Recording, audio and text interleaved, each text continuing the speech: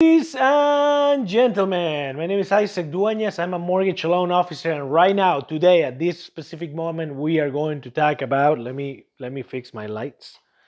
We are going to talk about closing costs. Dun, dun, dun. I need a piano, or I need something that I can just play keys whenever I feel like it. Anyway, so you're gonna think, well, Isaac, look at that freaking title. I live in whatever state, West Virginia. Look at the title, costs $5,000. I live in Florida. Why title is so expensive? You are ripping me off. Your company is charging way too much. Number one, we can talk about a title company all we want.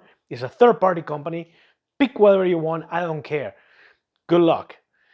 Because cheap title companies, they're cheap for a reason. But that's a different story. Yeah, you're like, look, title is just insane. You're insane. I'm not going to pay $6,000 in title cost. And then wait, points. Oh my gosh, point. This is insanity. The YouTuber that I watched last night told me, don't pay points. Never pay points. Because you can always get the free rate. Dun, dun, dun, dun. While there might be a truth on that, a little bit, I'm gonna give it probably like 5% of that. For you, it might be a good idea to pay points, but that's not a point. What I'm talking about, let's talk about closing costs. A lot of people are like, look, if I pay the title, if I pay the points, plus the origination fee, I mean, how much are we talking about here? We're talking about 10, 15, $20,000 that it will increase my loan amount. What is my loan amount? Wait, my loan amount was $300,000, and after all this is gonna be at $330,000.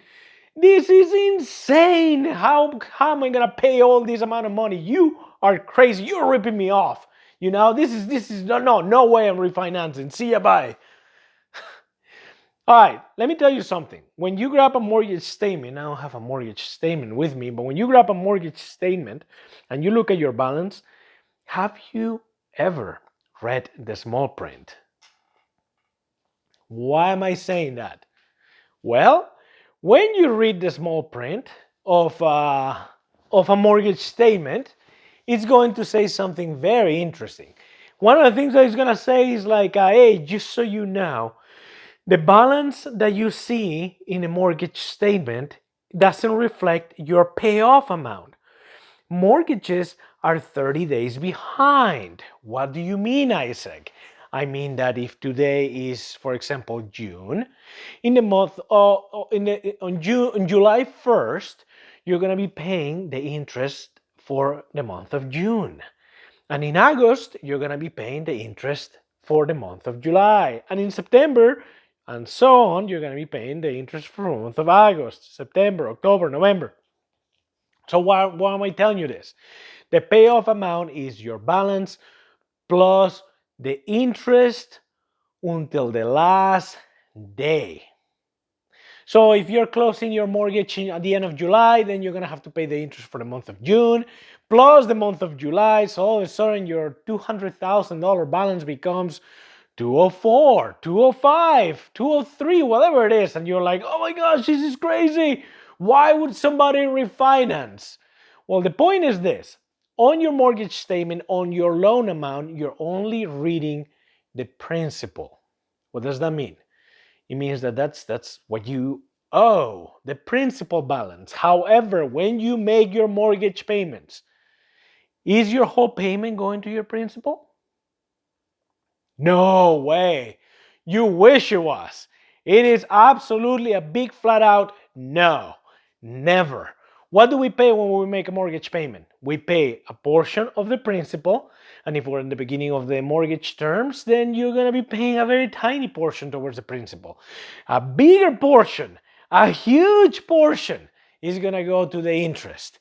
Yes, they don't tell you that in the mortgage statement. You don't see that. You only see like, oh yeah, 4.5, 3.7, 5 point something. But of what? I want to know how much do I owe of that whole interest that I'm supposed to be paying for the next 30 years of my life. So people really pay so much attention on that principle and like, oh my gosh, this is going to increase my loan amount for $15,000, $20,000. Heck, No, when in reality, they are paying thousands, thousands of dollars in just interest. But they don't even think about that. They don't even, the idea of them paying a lot more than $15,000, $20,000 doesn't even cross people's minds because they are not able to see it in a paper. Dude, I don't know if I'm making any sense here. I think it's very frustrating when people realize, like, look, I don't want to pay that much money. It's like, why not? You're doing it already. Actually, you love to pay a lot of money. Look at the interest rate that you got on the first place. You didn't care about that. You wanted to get the home anyway. You wanted to be in. What are you talking about? That you're sick and tired of paying lots of money in interest if you're already doing that already right now. This shows to me that you love to pay a lot of money for things. You love to overpay for stuff because $15,000, $20,000 in the long term is absolutely nothing in comparison of the thousands and thousands of dollars that you're about to put in the pocket of the lender for not refinancing. Now, not everybody should refinance. I get that. If you bought the home a year ago, year and a half ago, and you are like a 3.5%, why would you refinance? You invest, you're not going to make your money back. You need some time to be able to recover, just like any investment. So every situation is different. However, I'm going to tell you this. If you haven't refinanced for several years now, if you're on a 4%, 5%, and you're really complaining about having to pay title, points, and that stuff, that's insignificant to the amount of money that you are paying right now. There's a price to do something, and there's a price not to do anything. Hopefully that makes sense. Thank you for watching. Hope you guys have a great week.